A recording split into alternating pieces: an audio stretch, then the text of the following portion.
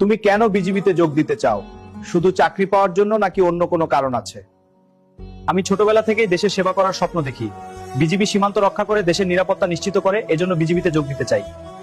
যদি তোমাকে সীমান্তে পাঠানো হয় এবং পরিবার থেকে অনেক দূরে থাকতে হয়, তুমি কিভাবে মানিয়ে নেবে? দেশের দায়িত্ব সবচেয়ে বড় দায়িত্ব। পরিবার থেকে দূরে থাকা কষ্টের হলেও দেশের সেবার জন্য আমি মানিয়ে নিতে প্রস্তুত। যদি কোনো সিনিয়র অফিসার ভুল নির্দেশ দেন, তুমি কি করবে? প্রথমে আমি সম্মানের সাথে বিষয়টি বোঝানোর চেষ্টা করব। যদি তবুও একই নির্দেশ থাকে, তাহলে নিয়ম অনুযায়ী দায়িত্ব পালন করব এবং প্রয়োজন হলে ঊর্ধ্বতন কর্তৃপক্ষকে জানাবো। আচ্ছা বলো তো, তোমার সবচেয়ে বড় দুর্বলতা কি? আমি কখনো কখনো কাজের প্রতি খুব বেশি মনোযোগী হয়ে যাই, তবে এখন সময় ব্যবস্থাপনা শিখে সেটা উন্নত করার চেষ্টা করছি। যদি আজকে তোমাকে বাদ দেওয়া হয়, তুমি তাহলে কি করবে? স্যার, আমি হয়তো হতাশ হব, কিন্তু হাল ছাড়বো না। নিজের ভুলগুলো ঠিক করে আবার চেষ্টা করবো ইনশাআল্লাহ।